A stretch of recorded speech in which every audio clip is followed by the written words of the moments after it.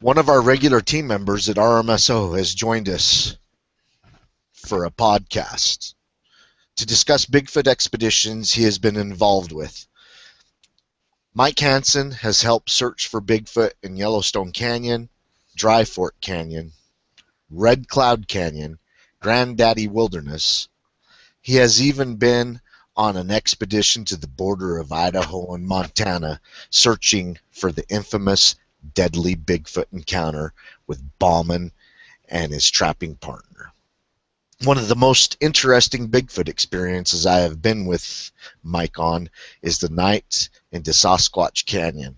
We heard a few vocalizations, kept smelling something rank to me and pungent, a pungent BO. We heard rock clacks around us. Mike commented that it sounded like something walking on the rocks. When we got home, we had captured eyeshine. Mike was with us at Curtis's Bigfoot sighting investigation at Lost Creek. Let's start off with that. All of us went to this investigation. It's what every Bigfooter dreams of, to be there right after a sighting.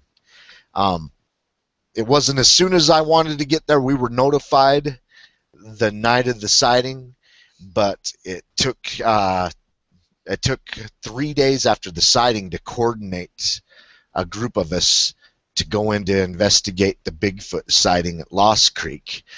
We had the Utah investigator, Todd Strong, from the BFRO.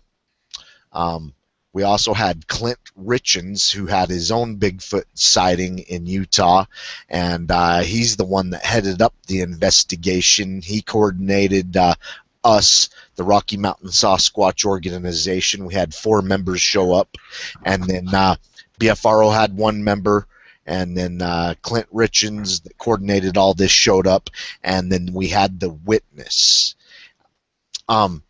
We were able to fly the drone, look for evidence, and I was shocked the evidence we found, and everything that the witness talked about added up. You know, he talked about the dying doe that was trying to give birth to a stillborn. She was laying right where he said that, you know, she was, and still had the stillborn in her and everything. And then when we investigated the mountainside right where he said the Bigfoot was standing, you know, we found footprints. You know, Brody Lewis, Mike Hansen, Derek Wright, me, Kelly Shaw, we're from the RMSO, and we come and investigated this.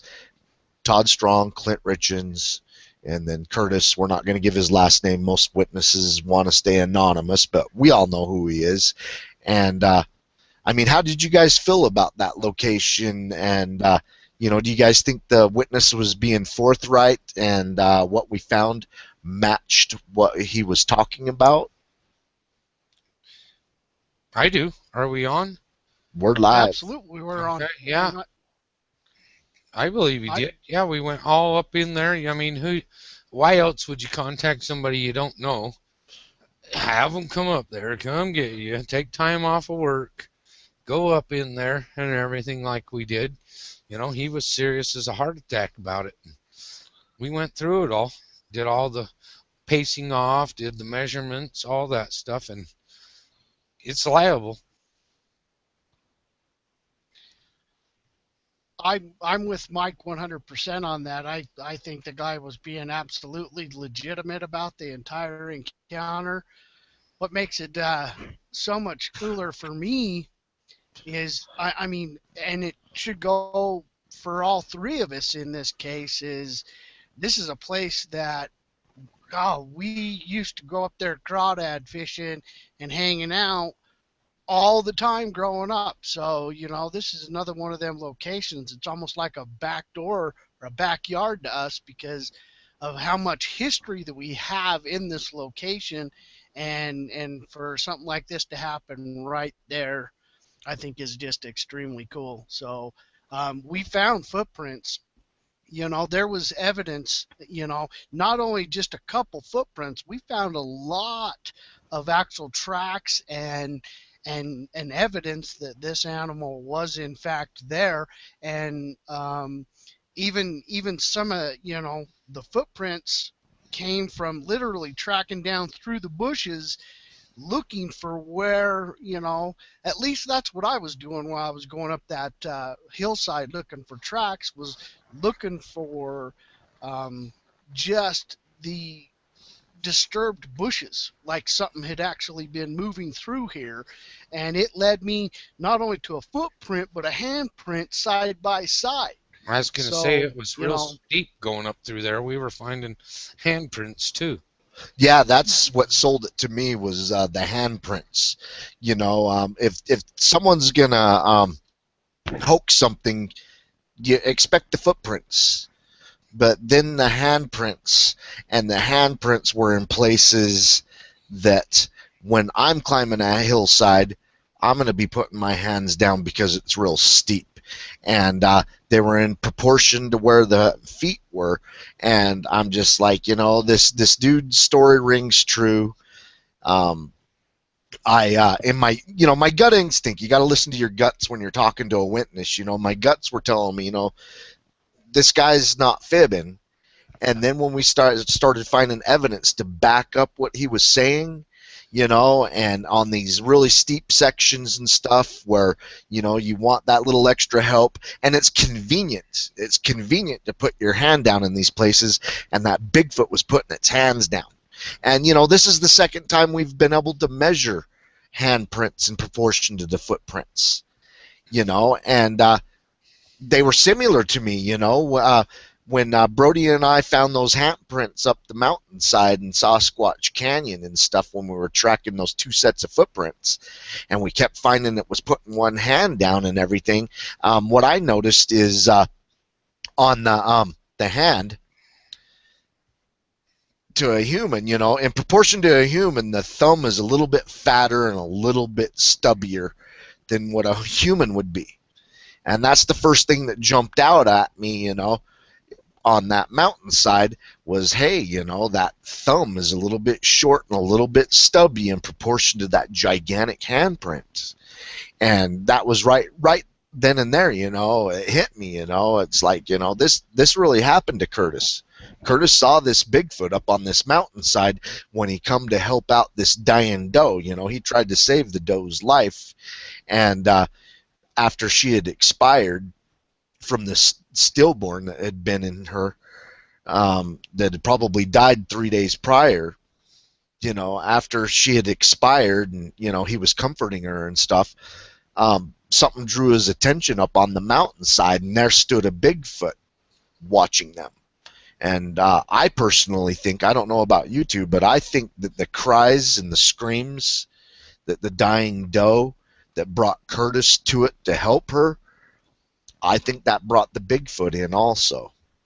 Oh yeah, dude. Any noise like that out there in the woods where you can hear that kind of stuff, that's going to draw anything's attention. You know what I mean? Just even not to come and think to eat it, but just what in the heck's going on over there? Everything's going to come looking. Yes, exactly. I'm hiding up in there.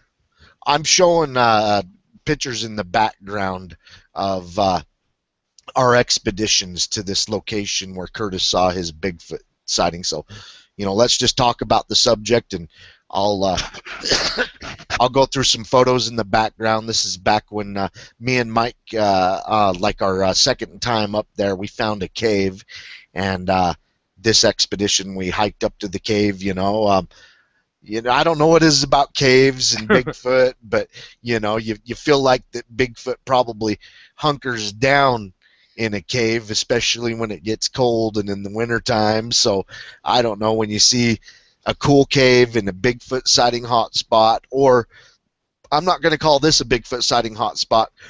This is a recent Bigfoot sighting location, and it seems like all three of us really felt like we believed what the witness was saying, and we found evidence to corroborate what the witness was saying. I mean, look at this. This place is squatchy as hell. Oh yeah, I was happier than heck when we finally made it up that sucker just to the cave. That was, Right. I mean, you couldn't sneak up on somebody there. You know what I mean? Any human. There's no way that, if you were in that cave, anything coming up there is going to take a half hour just to get to you because it was so steep and brushy. Yeah, I agree. You're not going to sneak up on anything in this cave, especially if, say like it's a family of Bigfoot, you know, 2, 3, 5 Bigfoot, and they one always is on watch, Oh, for the family. If something is actually on point on watch, you'll never sneak up on anything up to this cave. Not no. saying that they use this cave as shelter, but I just want to point out Oh, it's in a this badass cave spot. this cave is less than a half a mile away from where Curtis saw that Bigfoot near the dying doe. Yeah, and we'd found all that brush had been gathered up and stashed back up in it. Remember that? It's a little bit farther than half a mile, Right, but right. it don't matter. Yeah, well, a half a mile, 3/4 of a mile. I mean, somewhere around But there. it's right there in the location. It's right there in the vicinity of where this all happened and took place.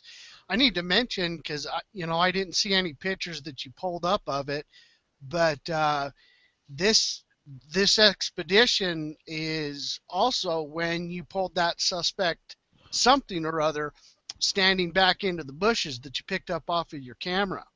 Yeah. Oh, I didn't include that photo, but yeah, across the draw from where Curtis seen that, I seen something across the way that just stood out. The 3 days after we investigated this, I mean, not 3 days after we investigated, 3 days after the sighting when we were investigating it and we're up on the mountainside finding footprints, something dark caught my attention across the way.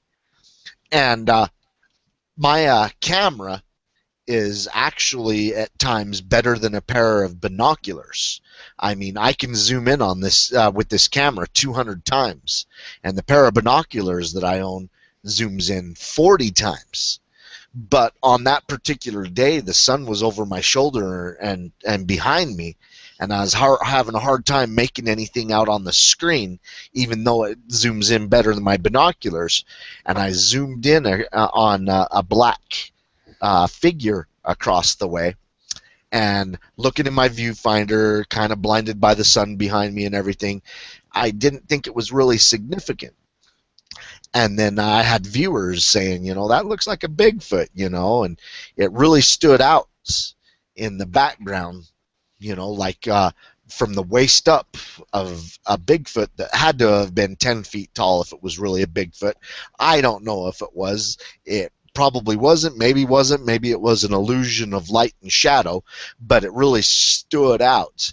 And Mike and I went up there 2 weeks later, and we tried to recreate what we found with the shadow and light across the way, and Mike even hunted over there for like a burnt stump or whatever. Oh, yeah, that's right. Uh-huh. And Doing the and Mike actually said he saw a structure over there, which we haven't found to film yet, but he seen some type of a structure over there. But we never found a burnt stump, and we weren't able to recreate what happened 2 weeks before. Not saying it was Bigfoot, but it was unusual 3 days after Curtis's Bigfoot sighting. Point is, it's a good spot, and if that's where you're going to be, that is a good spot to be because the lake's right there below us. You needed water, it's right there, and it ain't but 3 skips and a jump, and you're in thick brush where nothing's going to see you. On top of that, if you go back far enough from where this thing came out of, you actually hit a massive expanse of private property. Deseret land You just live. can't get on there. So there's no public back in there, so it's an ideal location for one of these things to just disappear and stay out of public's eye. You can get in on that property if you got like $30,000 plus I hear. That's funny. It's a true statement. It ain't no kidding.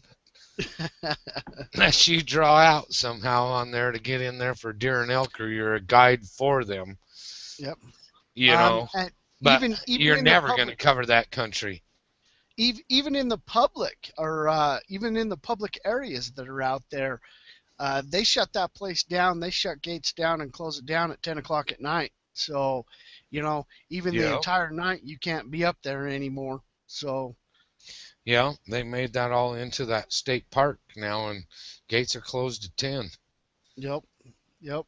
Which is And too bad, because when we were younger, that was so much fun going up there all night long and fishing crawdads in the lantern light with a piece of fried chicken.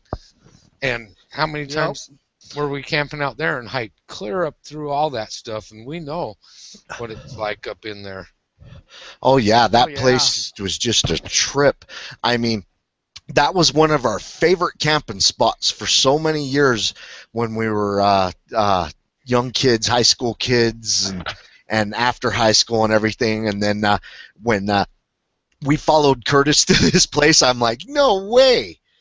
We used to sleep out on tarps and stuff out in the open and stuff where raccoons could come lick our faces at night and stuff. And Curtis, saw a Bigfoot here. Well, none of us Well, doubt it. keep in mind that not only does we have Curtis's sighting that is right here, but within the same general vicinity, you got Mike's nephew that had that sighting that's not too far from there. Yeah, Down less than along 10 miles away. less than. I mean, Through the could have been main the same canyon. animal, for heaven's sake. Yes, And it that's very not the well only could one. be. It There's was it was plenty more. almost exactly a year before. It was a year and 7 days before Curtis's sighting that Mike's nephew had that sighting on Hard Scrabble Creek. Yep, it was up hard scrabble. Here's one of the morels that Mike found on one of our expeditions to Lost Creek. And this is a food source for humans. This is an edible mushroom to humans. I mean, God, it's the like I was telling Mike, that's one of the best smelling mushrooms that I've ever smelled. It smells more like a steak than a mushroom.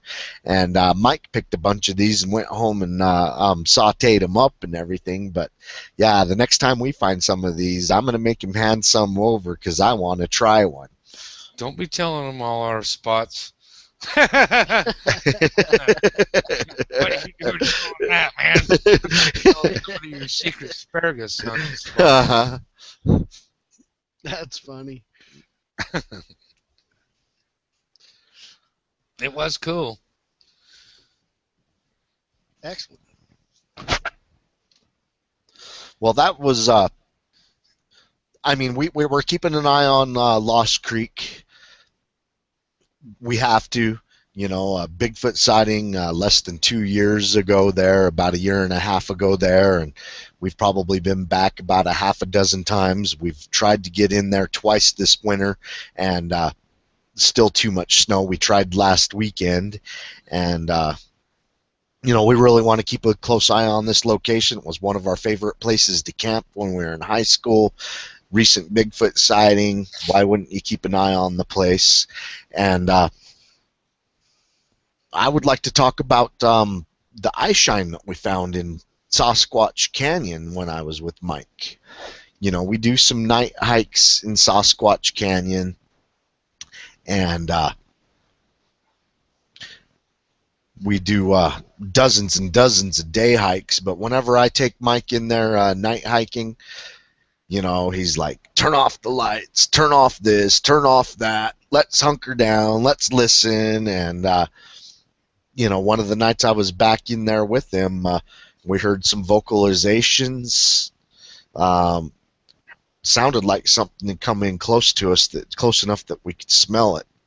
And when we were down on the riverbed, when we were leaving, I could hear rock clacks. And Mike pointed out to me, he's like, I think those rock clacks is something's walking around us on this riverbed, in the pitch black. And we had infrared cameras on, infrared lights, and so we really couldn't see what was going on, but the camera picked up some eye shine that was pretty close to us, and whatever it was had to give way to us.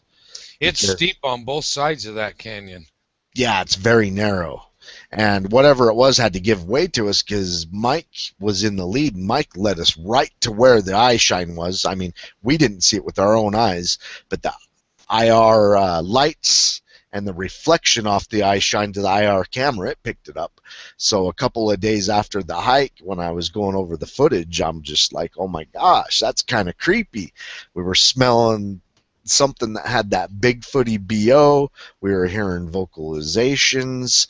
Sounded like something was walking around us on that riverbed. And then the eye shine in comparison to Mike, I mean, this thing stood over 7 feet tall at the eyes. It was about 9 feet, actually. It was big. And it's staring at us, at the same time that we're talking about hearing it walking around and smelling it. So, and this is a Bigfoot sighting hotspot. What brought us into the place that we call Sasquatch Canyon, and we don't call it Sasquatch Canyon because we nicknamed it. Local hunters in the area nicknamed it Sasquatch Canyon because Bigfoot's seen there so often, and Bigfoot evidence is found there so often. It's not our nickname. We just took the nickname in the sighting reports and we ran with it.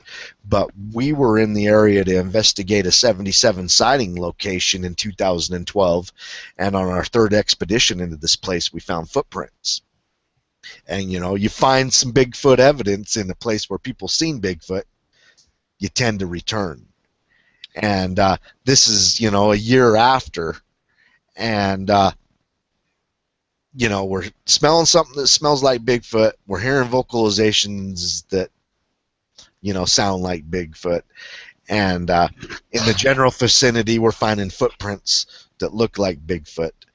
And the same night that we're hearing, smelling all this, we have this eye shine that's looking at us that's 7, 8 feet tall, maybe 9. And I don't know, it just creeped me out. If I'm not mistaken, Kelly, just about a month ago or so, did we come across another sighting report that happened in the exact same area within a few days, or like the same weekend that we were actually back in here, right? All right, when we did the epic Bigfoot expedition, which was a couple of weeks before Mike and I got the eye shine. Yeah, it was about 2 weeks before it or so. It was the same month. The epic Bigfoot expedition happened in October, and in October, a guy reported to another Bigfoot organization that he found some footprints in this area that he thought were Bigfoot, and they interviewed the guy and looked at his photos and everything, and I thought it was very compelling. And this is less than 10 miles from where we had all of our footprints on the epic Bigfoot expedition, and then when Mike and I got the eye shine at night when we were smelling it and hearing it.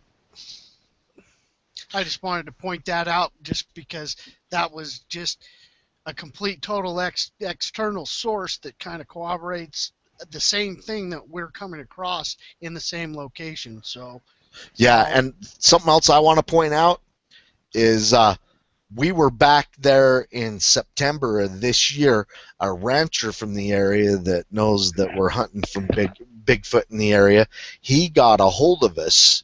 He actually left a message on my phone and said, hey, some guy come running into the local store up on Main Street close to where you guys Bigfoot, and he saw Bigfoot. He was an archery hunter.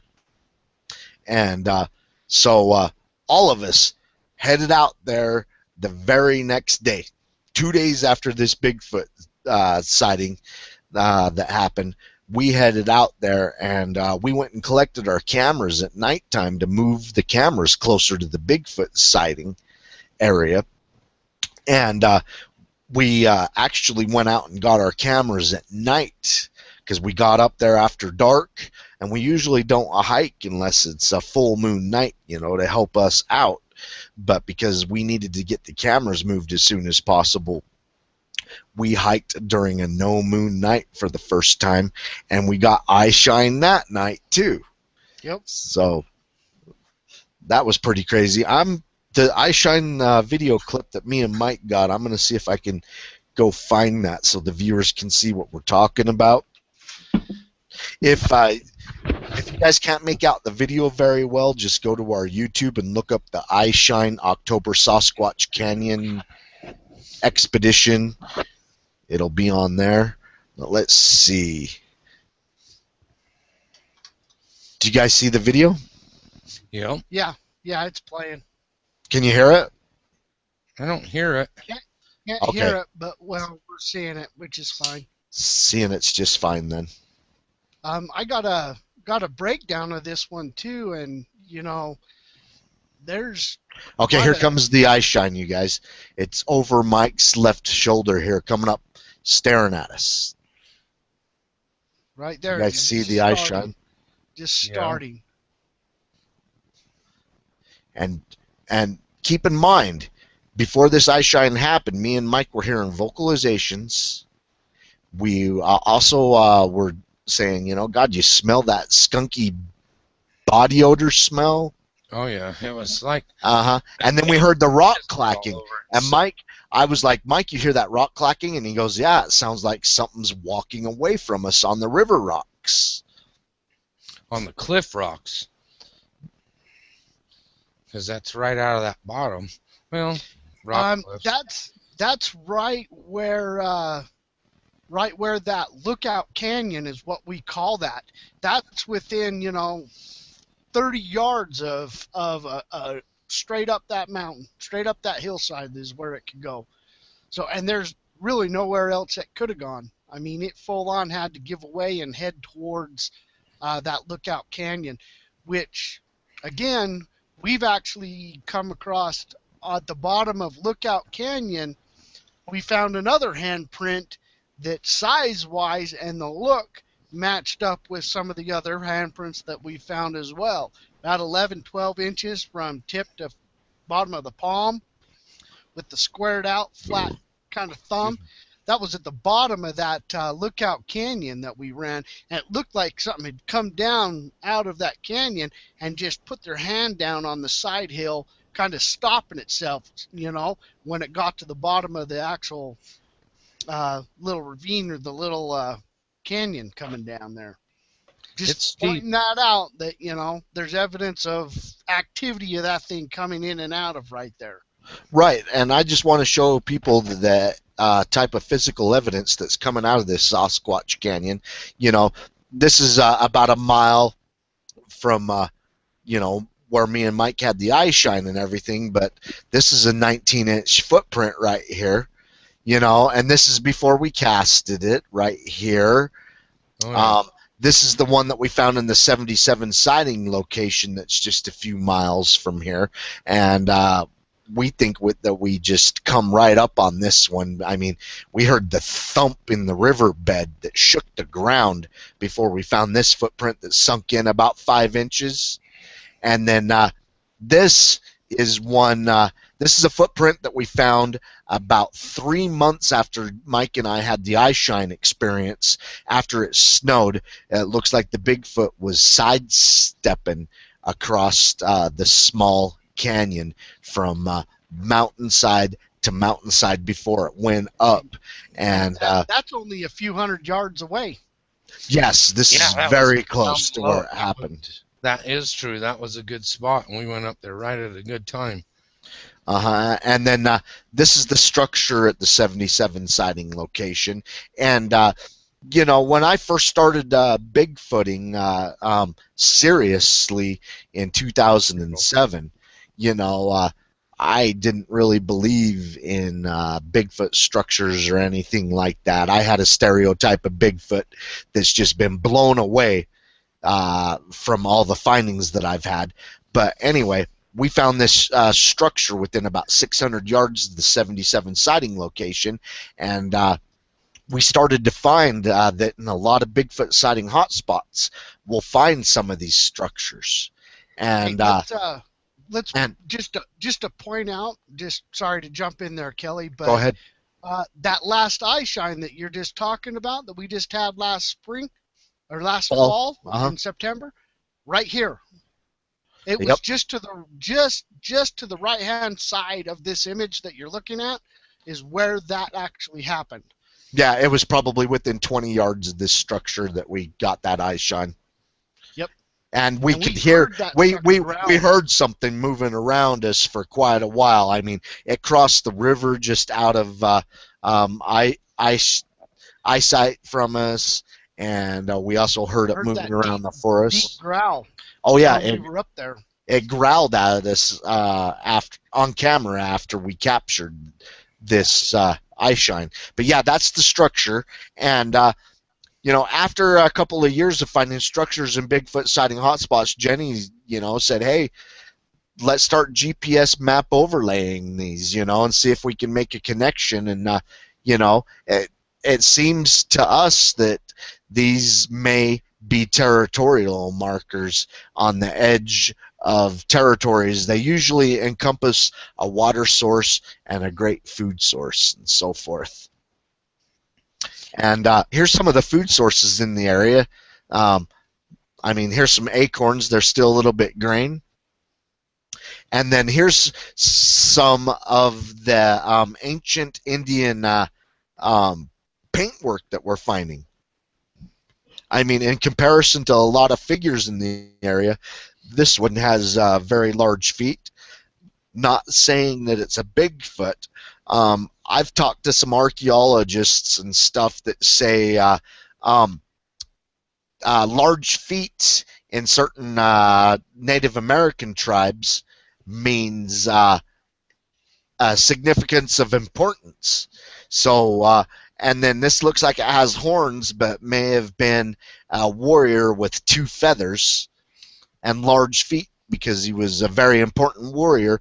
But I just want to point out that Native Americans will bestow upon individuals supernatural abilities. And supernatural abilities don't always mean supernatural. A lot of times it means natural. It's like I climb good. I jump good. yeah, the bear is strong. You're strong. I'm going to depict you as a bear. You're you know, you're fast. I'm going to depict you as a deer or whatever. But you know, why are they depicting important warriors with giant feet? I mean, was there something out there with giant feet that they had supernatural abilities on that said, you know, this warrior is as stealthy as a Bigfoot. This warrior is as big and as strong, you know, as a Bigfoot. You know, I'm just throwing that out there, and I want to show you some more of the artwork that we found. You know, this one is obviously a bighorn sheep in the area. This are some elk, and it looks like some people yeah, Butchering them. yeah, are hunting them.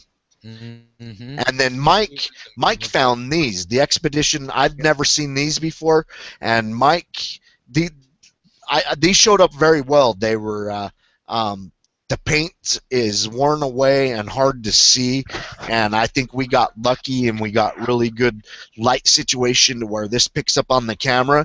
But you know, the dozen times I'd been into this side canyon of Sasquatch Canyon, and Les Stroud, I think, called this the Haunted Canyon on his episode that we were on. This is up in his Haunted Canyon that Mike found. Some of the locals had actually commented about that as well, hearing baby cries and stuff like that coming out of these canyons. Yeah, Yeah, how weird is that? That thing like shows a dude all sprawled out with his head off and dots going down there, and the other dude with his arms raised. Who knows what that means? Well, I do see a head on the guy. Is that a sun above his head? Who knows? But see the else? Dude down below with his arms and legs sprawled out. Look on the ground next to him. His head's missing. It's on the ground. Oh, I see. Like maybe his head got lopped off, or yeah, and the other dude's raising his hands. Oh, the other dude's head's on the ground. Yeah, who knows what that means? And all them dots, are those the number of heads he's taken up there, who knows? Yeah, right. So yeah, this is the stuff that we find in Sasquatch Canyon. It's a crazy place. I mean, look at these elderberries. And every time we're in there, we munch on the elderberries when they're in season. And the elderberries are in season, you know, for a good 3 months or so. Oh, and here's a buck that we took a picture of back in Sasquatch Canyon. You know, there's game and there's berries and there's all types of food sources back there, and we just find some great stuff. I really love Bigfooting in the area. It was a great find, and you know, a lot of people will give us a hard time, you know, when we're in a place that's 100 years old or 30 years old, and I'm talking, you know, the Bigfoot sighting report we're following up on. But I take every Bigfoot sighting report seriously. If there's a reason the Bigfoot was there 100 years ago, 30 years ago, or yesterday, there's something there that it wants or it needs. And how many you know, times did you go back to a place where your grandma showed you is a good place to go? You know what I mean? Grandpa used to come right here. yeah, because the asparagus is there every spring. Yeah, we go back there every year. Right. That's what Grandma told us.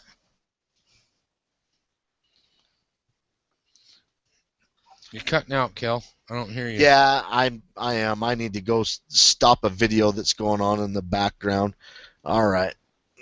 I stopped it. Okay, well, Mike was also with me the year before I actually found the Bauman location. I was really confused. Teddy Roosevelt writes about his buddy Bauman, whose trapping partner was killed by a wild man that he describes as a goblin. And the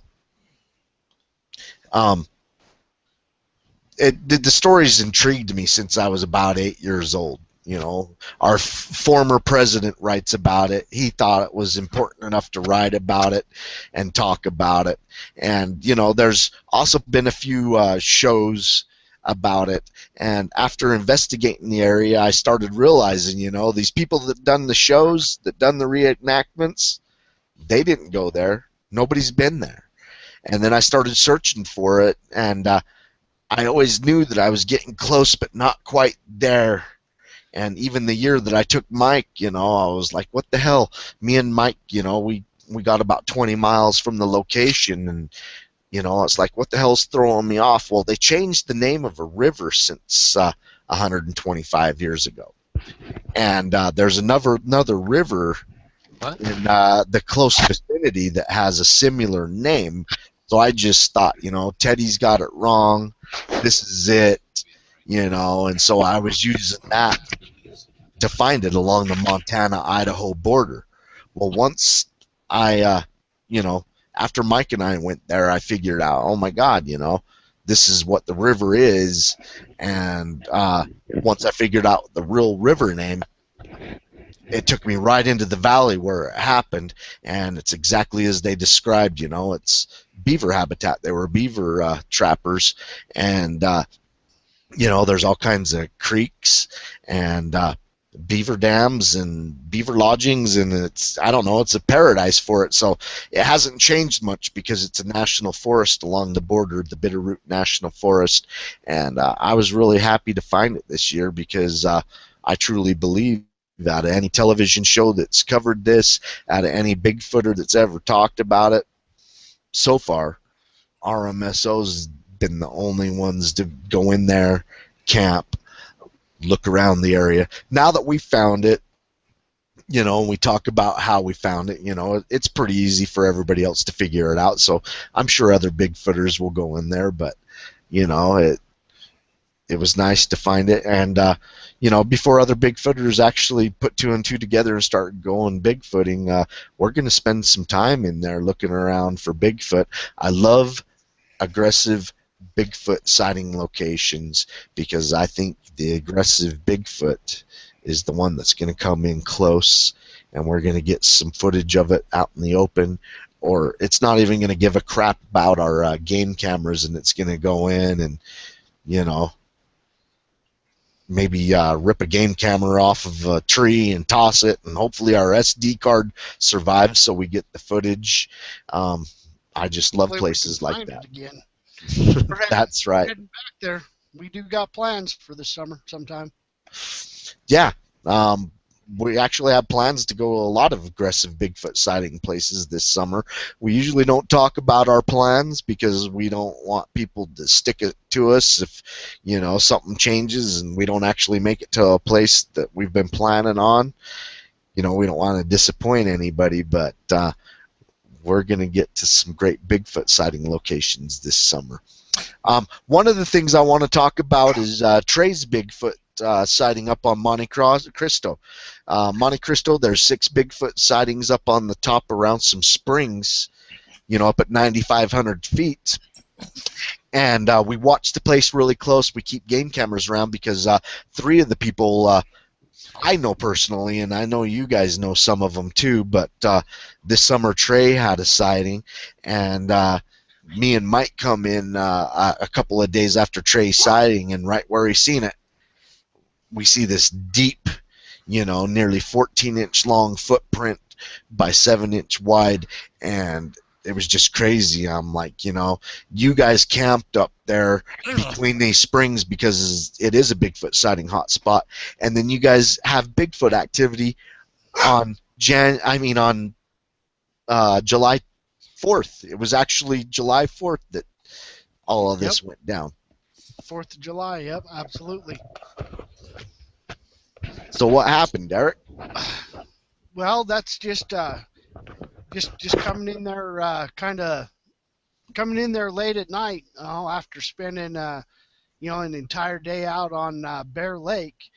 We got back about 11:30 or so, and just pulled in there, and I had just left the lights to the Suburban up and running, just to get a fire up and going, and Trey was sitting there helping me while the girls were changing out of their clothes inside the tent, which kind of a trippy thing in general, because they were literally within a couple feet of this thing, but they were actually inside of the tent when this thing showed its face. Had just gotten the fire, or at least got everything set up, and was just lighting the fire. And once everything just caught on and it just lit up the place, Trey's face just kind of went white and said, "There's a face staring at us," and getting a little bit further in, trying to figure out what he was talking about. I mean, I went on point because, there's somebody standing there in our camp. Obviously I'm going to go into a defensive stance trying to figure out what it is. I grabbed the nearest thing that I had on me to where I could lighten the thing up, which was just my phone, and it got the light on, but whatever it was, it had already taken off. But what it turns out is just to the left-hand side, right behind between these 2 trees, Trey had explained that he had saw something that was about my height. And, I'm a short guy, so that's not a big deal. But, I'm 5'5", but this thing, he said, was on all fours. So its arms it was probably squatted down and just had its arms sitting out in front of it. But this thing squatted down is 5.5 feet tall, because my head was about the same height when I had him do a comparison of when this happened. But, I would have to say I missed actually seeing anything, but I heard this thing breaking through the brush all the way. It did almost a 360 all the way around. It was about a 360 all the way around our campsite. I've got the light up there just off my phone because that's all I had on me, and moving around following the noise. And I had walked back down on the back side of where the Suburban was sitting, and the moment I kind of come around the back of that Suburban, just my whole everything. I mean, I was already freaked out anyway, but something. I heard about 4 or 5 big steps, just boom, boom, boom, boom, boom, took off down into these trees down out in the bush and completely out of my sight. I never saw what it was, but I kind of realized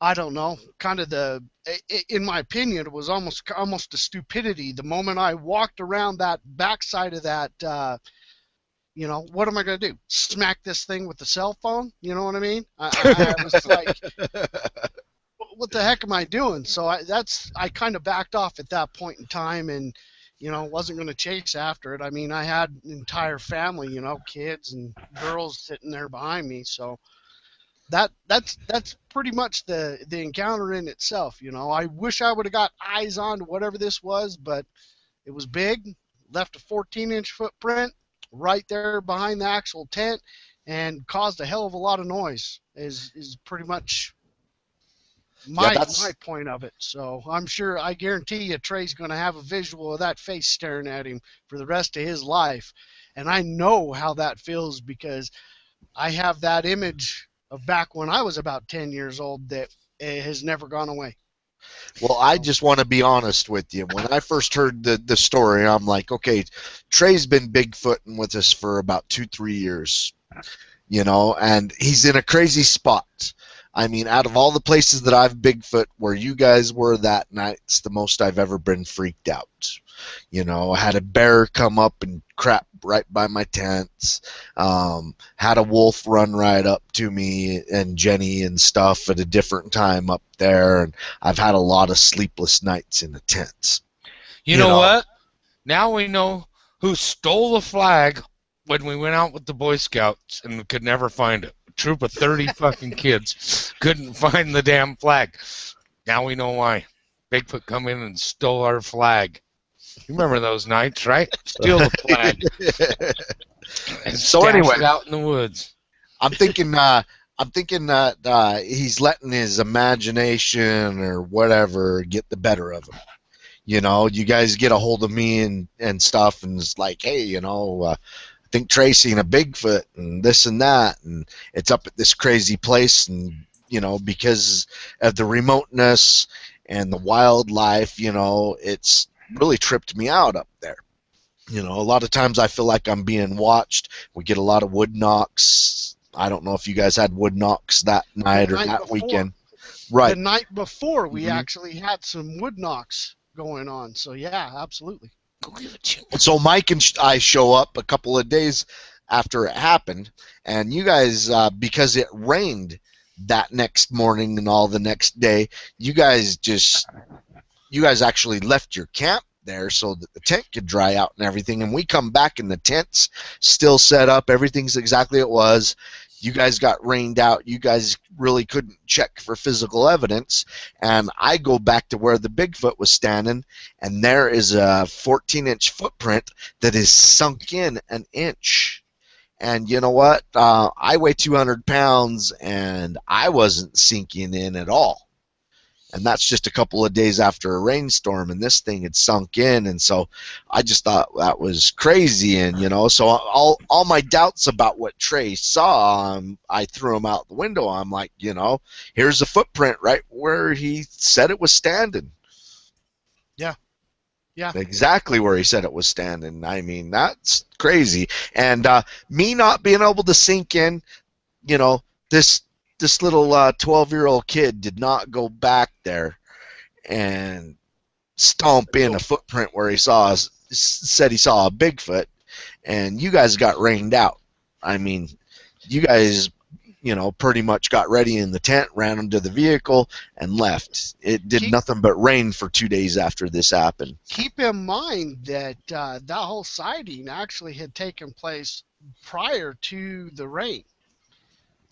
So it rained after this instance happened. So it hadn't rained up to the point in the time where that went down. So that makes it even more. And honestly, I think those prints, we're very, very lucky that print was there for the fact of how much rain happened. Yeah, to wash it away. The reason it was is because of where I had actually put the tent, and it was sucked back up in there, and we actually had quite a few trees out and around it, so it kind of avoided a lot of the mud and the rain from actually getting to it. So. This is such a Bigfoot sighting hot spot that we keep several game cameras there year round.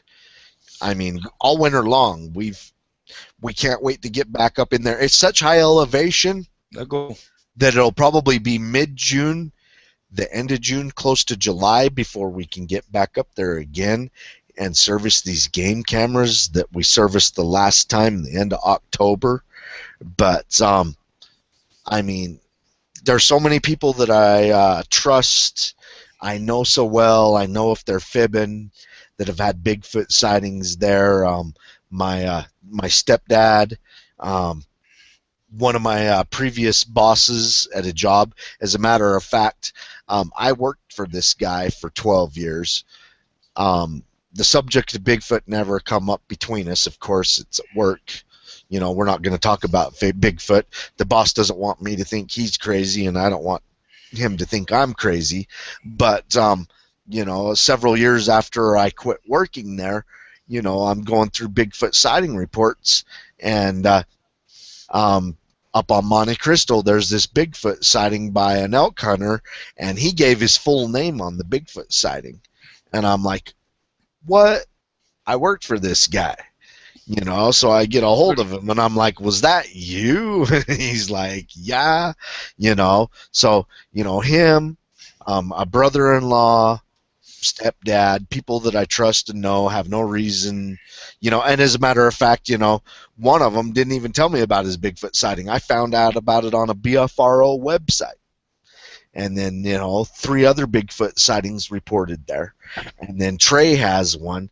And I have to tell you, there's a certain place that Jenny and I camp there most often. I mean, not every time, but most often that we're up there, and we get wood knocks all the time that freak us out. And it's the wood on the far side of a meadow. It's right across the meadow from where you guys saw that Bigfoot, or Trey saw it.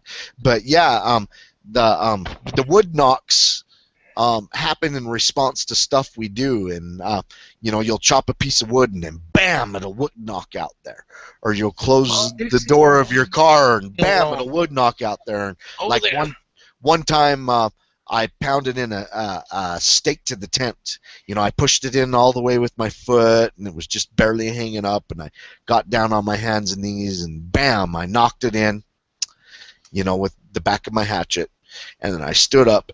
And in response to that, out in the woods, a wood knock, bam! And you know, it happens at these times that it wants to let you know that, I don't know, it messes with my head. That place is crazy. I don't get a lot of sleep when I camp there, to tell you the truth. You know, that's something that people really, you know, people getting into this Bigfooting, or just while you're out there, you know. Out there camping, doing whatever your thing, that's when you actually have to open your mind, open yourself to your environment, because whether you know, more often than not, people would just skip over the fact of hearing something in response to something that they did, just not thinking about it because they're so numb to the noise pollution around you on a day-to-day life. When you get out there in that wilderness, you got to open up your mind. You got to open up your ears to your environment. And before you know it, you're going to start hearing things. You're going to start seeing things that you would have ignored or not even paid attention to in the first place. Just throwing that out there. It's always a good point, my friend. Always a good point. Well, all right. Well, for safety alone. This has been a great podcast. I'm getting ready to wrap it up. Is there anything you guys want to add to any of the Bigfoot expeditions that we've talked about tonight in closing before I wrap this up and we end this podcast? Trying to think back on it.